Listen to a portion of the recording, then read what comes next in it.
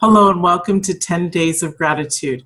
I'm Mia Saenz, your host, and with me in this segment is Angela Gower-Johnson. The exciting thing for me and that you'll hear about is that Angela is an American, but she lives in England. So I'm so honored to have you with us, Angela. Welcome. Thank you so much for having me. Thank you for being here.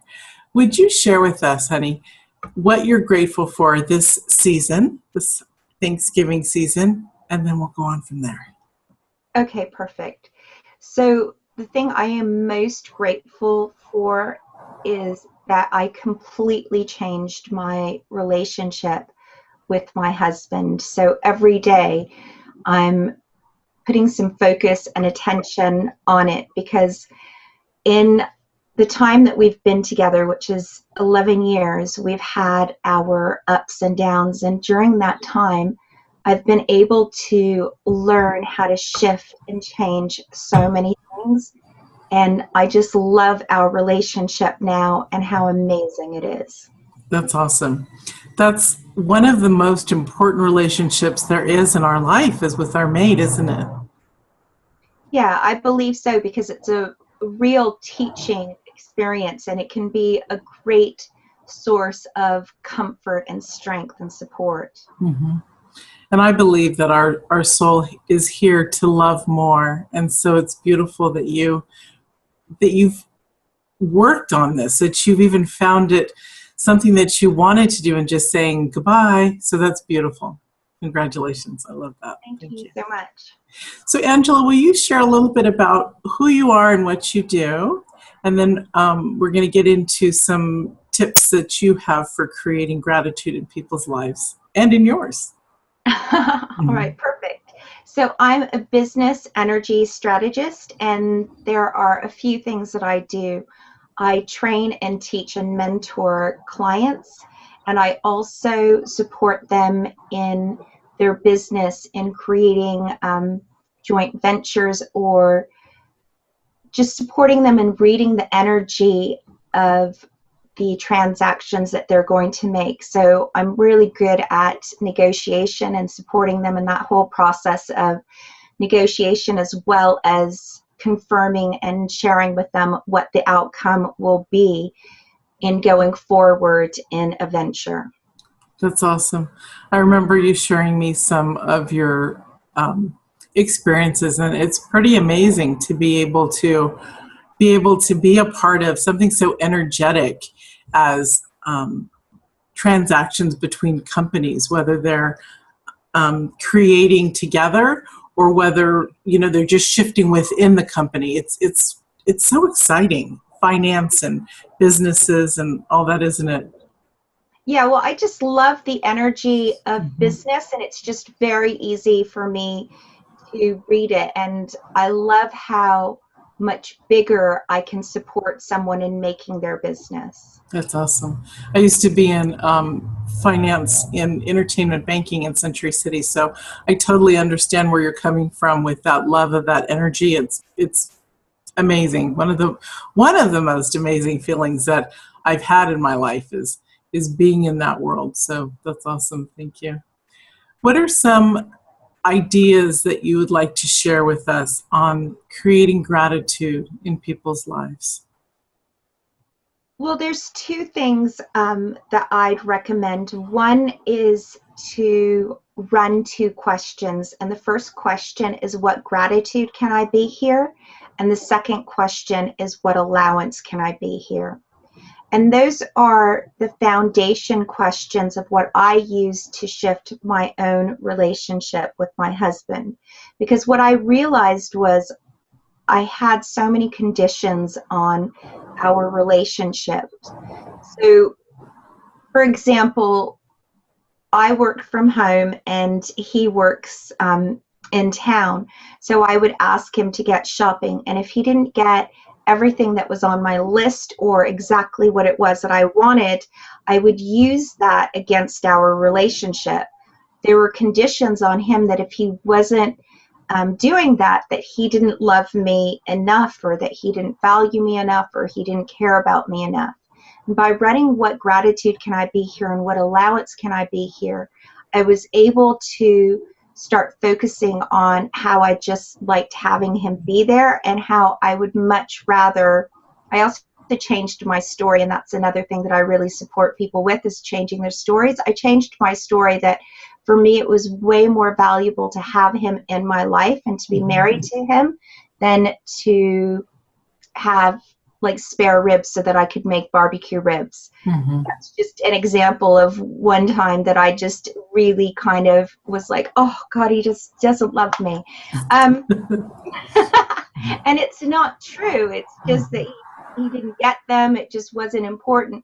And the funny thing is that now that I don't care and I don't put those conditions on him, rarely does he forget or get something wrong, because he almost cares more, if that makes any sense. Anyway, so there's those two things. What gratitude can I be here? What allowance can I be here? And then with that is kind of changing the story around the thing that you're not loving. The other thing is gratitude journaling. I think gratitude journaling is an amazing thing to do, and I highly recommend that you invest in a nice diary or journal. And you want it to be nice because it has to mean something to you. And then you just write in it every day. And I suggest you start your day with it and just write something like, I'm so grateful for, or I'm grateful when, and you fill in the blanks. And the great thing about that is that you can tap into that energy the next morning. So you start writing today, and then tomorrow morning you can read what you wrote and you start shifting your energy. You start functioning from that gratitude, and it's just a really great way of tapping into the energy of gratitude and being that energy of gratitude. That's awesome. It is really important for us to bring that energy of gratitude into our daily life. It not only supports us in love and joy, but it really connects us deeply to everything that we want in life and everything that we desire and work towards, doesn't it? Yeah, I also believe that it's even more powerful than that. It's the foundation of creating the life that you want. Because if you're functioning from gratitude, you're able to change situations. So in the past, some of my biggest clients have been in corporate and wanting to change their field. And to do that, they had to get into gratitude. I'm all about getting into gratitude for where you are and what you have to create the change. Because if you're focused on what you don't like and you're in resistance, you can't create that life of your dreams. So to create the life of your dreams, you must function from gratitude. And you can do something as simple as gratitude journaling. You can shift your story, and you can also ask the question, what gratitude can I be here? And you can empower that by also asking, what allowance can I be here? And that doesn't mean that you become a doormat. It just means that you would rather be in a relationship that's good, but you're judging as bad, so that you can change it. Whether it's work, whether that works for everything, whether it's work, whether it's personal. Yeah, exactly. And it's just about having a little bit more ease and creating a bit more space for yourself so that you can experience more happiness and joy. That's wonderful. I love that. Thank you. There is also, we're going to talk about other stuff too, but I know that there's a gift that you have for us. You want to share that? It's a foundation program called Tools for Change. It was designed to support you in getting rid of some of the most basic and common limiting beliefs and blocks that have kept you from being able to create the life of your dreams. And it's a 3-step program which is designed to get you into a pattern and routine of tapping into the energy of your greatness and being your greatness, while at the same time opening up to the possibilities that are available for you, and you get it for free. That's awesome. That really is awesome. Can you share with us some of your background story? Because you have done some amazing things in your life, such as you studied with the American Native Indians and things like that. Would you share your story with us? Well, I could share that story. I've always been able to read energy, and as I got older, that ability sort of went away, or I pushed it away. Mhm. And then I started practicing an active form of Buddhism, and it really expanded my awareness. I was getting messages for people randomly and being able to tell when people were telling lies randomly. And to be honest, I think I was a little bit freaked out about it. And I wanted to get support with it. So I decided to have a daily practice of chanting for a minimum of 3 hours a day. And then I was also dancing, because dancing was a way for me to tap into spirit and to get information and to just find a place of internal ease for me. And it's been that way for as long as I can remember. I've just always danced and found that place. And I found out pretty quickly that what I needed was to find some Native American Indian teachers. Hmm. And with this pattern of chanting and dancing, I was sort of drip fed information, realized that I had to go to Lake Tahoe. So all of this stuff was coming to me direct from spirit. It's not like I, had a connection or read a book or Mhm. had a website. And I ended up finally booking a flight to go there, not knowing anyone. And my boss that I was working with, she was my best friend at the time, she said, if you go, because you're crazy, you won't have a job on Monday. You'll be fired. So on Monday, if you actually get on that plane, that's it. No job for you. And I was working for a designer jewelry company. I helped her set it up. I had great connections with the fashion magazine editors and some of the designers in Paris and Rome. It was amazing. And I went anyway. I just got on the plane. I lost my job. I was fired. And when I was driving into Lake Tahoe, I was literally shaking. I was holding on to the steering wheel and shaking, going, oh my God, you're crazy. What are you doing? You've lost your job. But I was pulled to this bookstore, and I went in and I found two of my native teachers, and it turned out that it was a group of people who had all been gathered and called by this one Native American Indian teacher, and there was 13 of us all together, and he was teaching us what he had learned, and he traveled all around the world finding native medicine men and training with them to get the purest, cleanest information on how to read energy, how to play with energy, how to work with energy, and how to heal. And I worked with them, I trained with them for just over 10 years. It's a long time. It's amazing. Your journey is so incredible, and so, because that's not just your only part of your journey. It's so incredible and so lengthy and so rich that I think you're like 100 years old and you're not. It's really awesome. How for those of us, and I just now it hit me, we're talking about Thanksgiving and Native Americans now.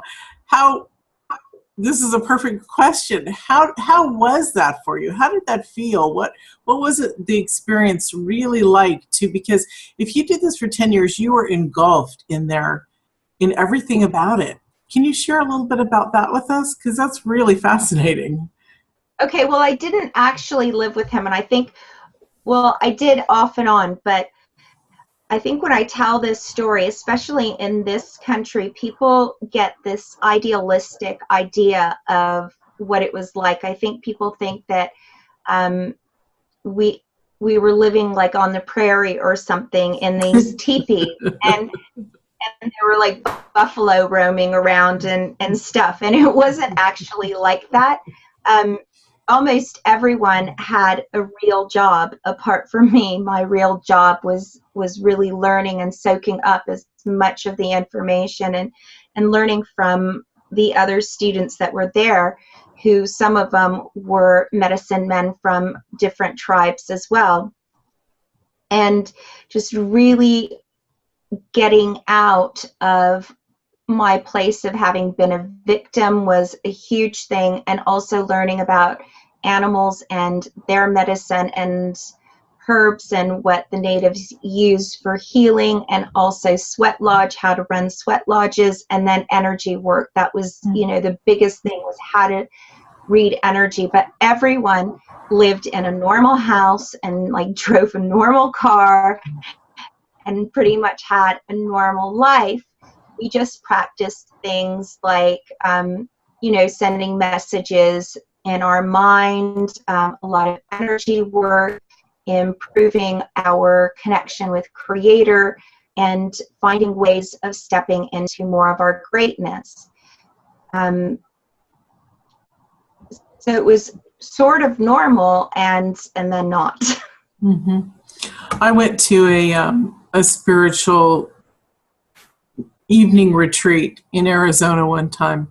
And it was totally amazing. It was Native American. It was out in the desert. It was not a full moon, but it was really bright, really bright. So, I mean, it was, you know, fairly full, the moon.